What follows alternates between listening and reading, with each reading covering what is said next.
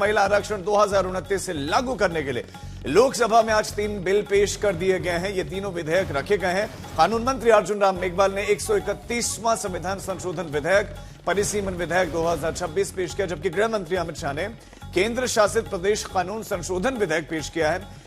Congress, Samajwadi party, TMC, AIMIM ने इस bill का विरोध किया है।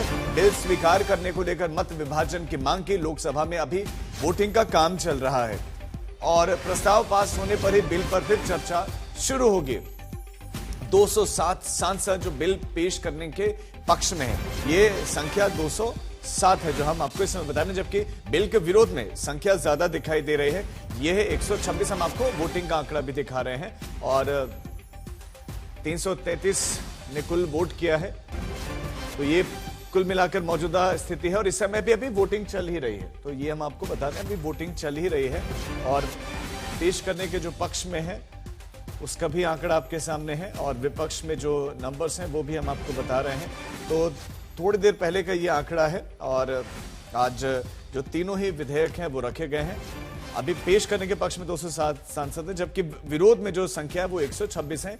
अभी भी समय आपको ये जानकारी देना कि चल ही रहा है ये बिल के विरोध में और बिल के पक्ष में जो है मत विभाजन, अभी उसको लेकर वोटिंग इस समय चल रही है।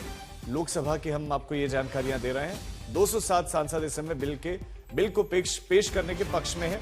ऑपोजिशन पार्टीज ने अपनी मंशा बिल्कुल स्पष्ट कर दी है। AIMIM, TMC, Samajwadi party, Congress सभी इसके विरोध में है।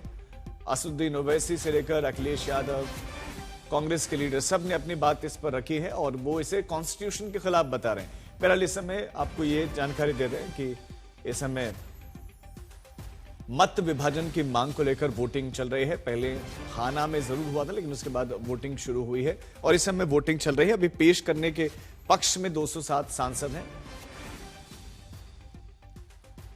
और इस महिला आरक्षण 2019 ये बहुत बड़ी, अब आपको बता दें कि ये बिल है और अर्जुन राम मेघवाल जो कि कानून मंत्री, उन्होंने इसे पेश किया है। क्या कहा है वो भी आपको एक बार सुना देते हैं। मैं आपकी अनुमति से ये प्रस्ताव करता हूं कि भारत के संविधान का और संशोधन करने वाले विधेयक, संविधान 131वां संशोधन विधेयक 2026 को पूर्व स्थापित करने की अनुमति दी जाए। महोदय, मैं प्रस्ताव करता हूं कि संघ राज्य क्षेत्र विधि संशोधन विधेयक 2026 को पुनर्स्थापित करने की अनुमति दी जाए। इस बिल को लेकर अखिलेश यादव और धर्मेंद्र यादव ने क्या कहा वो भी आपको सुनाते हैं। हाँ, अखिलेश जी बोल दे। जल्दीबाजी क्यों है आपको जल्दीबाजी क्यों है? महिला विधेयक के पक्ष में हम, आप जनगणना क्यों नहीं कराना चाहते? ये अध्यक्ष महोदय, आप सेंसस ये इसलिए नहीं करना चाहते हैं कि जैसे ही जनगणना होगी हम सब लोग जाति गणना मांगेंगे, जाति गणना होगी तो हम आरक्षण मांगेंगे, इसीलिए आप लोग धोखा देकर के आना चाहते हैं। ये मैं समझता हूं संविधान की भावनाओं के पूरी की तरह से विरोध में है। जिस तरह से महिला बिल के नाम पर महिला बिल की चाशनी, अध्यक्ष जी एक मिनट तो देना पड़ेगा अध्यक्ष जी, नहीं देंगे, दीजिए। ऐसे नहीं महिला बिल की चाशनी के नाम पर जो हाल कश्मीर का हुआ है, आसाम का हुआ है, वही हाल पूरे देश के करने का जो प्रयास है, हम संपूर्ण विपक्ष की ओर से इसका हम पुरजोर विरोध करेंगे। सभापति जी एक आधी बात और, इस बिल के अंदर जब तक पिछड़े वर्ग की महिलाएं, जब तक मुसलमान भाइयों की महिलाएं नहीं शामिल की जाएंगी, हम समाजवादी लोग इसका साथ नहीं देंगे। और एक बात और स्पष्ट करना चाहता हूं, समाजवादियों से बड़ा महिलाओं का हितैषी इस देश की कोई पार्टी नहीं है। आज भी आपसे ज्यादा प्रतिशत हमारे अंदर महिलाओं की है। इसलिए सभापति जी आपके माध्यम से सरकार से अनुरोध है कि इस बिल को, संविधान संशोधन बिल को, परिसीमन बिल को, केंद्र राज्य संशोधन बिल को वापस लिया जाए और जो 2023 में महिला बिल लागू किया इस सदन ने, उसका अनुपालन किया जाए। अखिलेश जी ने कहा जनगणना क्यों नहीं हो रही। मैं पूरे सदन के माध्यम से देश की जनता को बताना चाहता हूं, जनगणना का काम शुरू हो चुका है, जारी।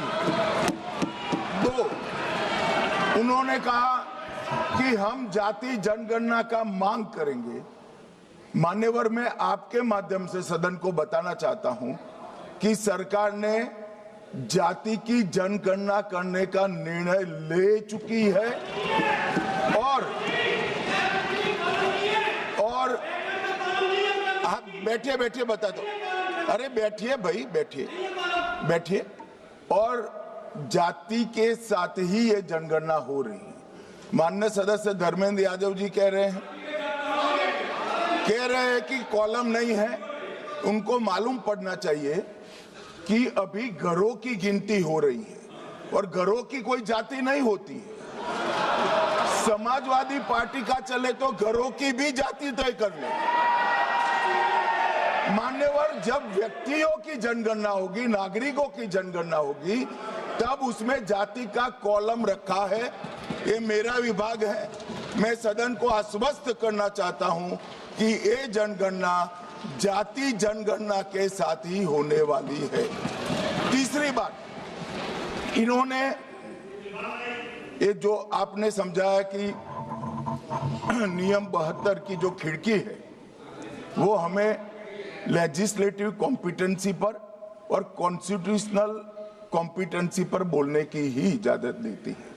वो खिड़की का उपयोग कर धर्मेंद्र यादव जी ने एकदम गैर संवैधानिक बात करी, मुस्लिम महिलाओं को आरक्षण की। मान्यवर, हमारा संविधान किसी भी प्रकार के धर्म के आधार पर आरक्षण की कतई मंजूरी नहीं देगा। और मैं फिर से संकल्प सरकार का बताता हूं कि धर्म के आधार पर मुस्लिमों को किसी भी प्रकार का आरक्षण गैर संवैधानिक है, इसका सवाल ही पैदा नहीं हुआ।